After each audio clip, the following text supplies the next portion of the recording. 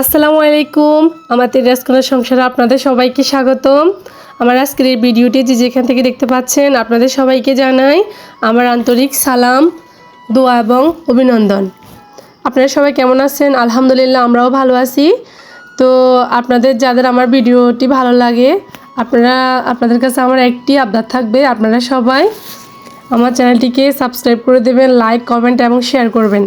তো প্রথমে দেখতে পাচ্ছেন আমাদের আজকে উঠানে ধান মারা দিতেছে। তো ধান মারার কাজ করতেছে, এদিক দিয়ে আমি চুলা লেপে দিতেছি।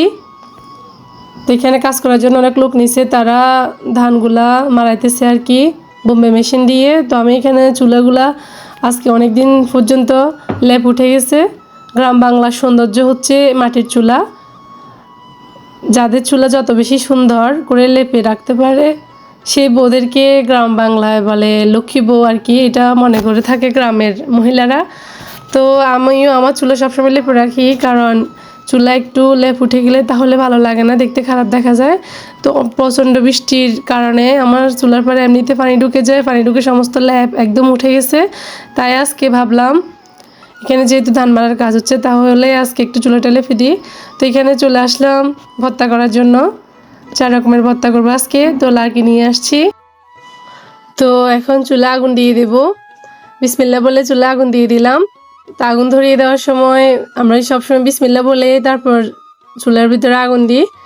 তো এখন দেখতে পাচ্ছেন এখানে আমি কাঁঠালের বীজ আজকে 4 রকমের যেহেতু ভর্তা বাটবো, একটা হচ্ছে কাঁঠালের বিচির ভর্তা, আরেকটা হবে ছুরি শুটকির ভর্তা, আরেকটা হবে ডিম ভর্তা, আরেকটা হবে এখানে শুকনো মরিচ, কাঁচামরিচ টেলে পেঁয়াজ দিয়ে ভালোভাবে ডলে সরষের তেল দিয়ে মেখে একটা ভর্তা করি ওইটা। তো এখন কালকের অনেকগুলো তরকারি আমার ফ্রিজে রয়ে গেছে, তো এখন একটা একটা করে তাই তরকারি রান্না করবো না, তো আজকে সবগুলো ভর্তা বাটবো আর কি। তো এখন প্রথমে কাঁঠালের বিচিগুলো আমি টেলে নিছি, শুটকি, তারপর এখানে শুকনো মরিচ, কাঁচামরিচ যেগুলো আমি রাখছি সবগুলো একদম টেলে সুন্দরভাবে নিয়ে নিছি। এখন আমি কাঁঠালের বিচি ভর্তাটা বেটে নিতেছি শিলপাটার ভর্তার মতো স্বাদের ভর্তা আর কিছু হয় না। শিলপাটার ভর্তা হচ্ছে সবচেয়ে স্বাদের এবং মজার হয়। গ্রামের মহিলাদের হাতের ছোঁয়ায় ভর্তাগুলো আমার মনে হয় অনেক মজার হয়ে যায় আরও। তো এখন আমি কাঁঠালের বিচি ভর্তাটা বেটে নিলাম। বেটে নেওয়ার পর একে একে আমি সবগুলো ভর্তা করে নেব। তো করে আপনাদের সাথে সবগুলো ভর্তা শেয়ার করতেছি আর কি। তো এখন ছুরি শুটকির ভর্তা বেটে নেব। ছুরি শুটকির ভর্তার সাথে শুধু শুকনো মরিচ ব্যবহার করছি আর একটু কাঁচা পেঁয়াজ ব্যবহার করব। তো লাস্টে বাটা হয়ে গেলে একটু সরিষার তেল দিয়ে মেখে নিলেই হয়ে যাবে ছুরি শুটকির ভর্তা।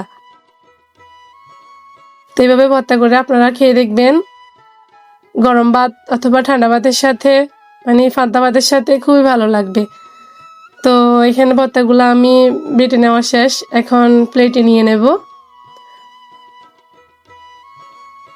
প্লেটে নেওয়ার পর এবার আমি করতেছি ডিম ভর্তা। ডিম ভর্তা আমার কাছে এভাবে করলে খুবই ভালো লাগে। ডিম ভর্তার সাথে আমি এখানে রসুন দিছি, কাঁচা পেঁয়াজ মরিচ ব্যবহার করছি, তো একটু সরিষার তেল দিছি।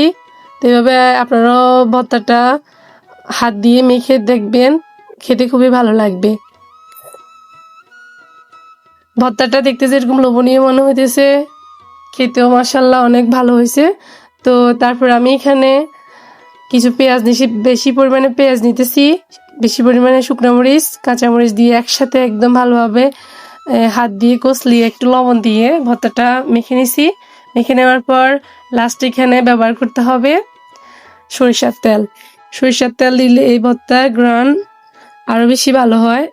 লাস্টে একটু ধনিয়া পাতা অ্যাড করলে আরও বেশি ভালো লাগে। আমার ঘরের ধনিয়া পাতা নাই, সেজন্য আমি ব্যবহার করতে পারিনি। ডিপে যেগুলো রাখছি সেগুলো খেয়ে ফেলছি তরকারিতে দিয়ে, তো এখন আর আনা হয় নাই আর কি। তো দেখেন আমি 4টা পদের ভর্তা বেটে ফেললাম। আপনাদের কেমন লাগলো ভিডিওটি দেখে? আল্লাহ হাফেজ, ভালো থাকবেন।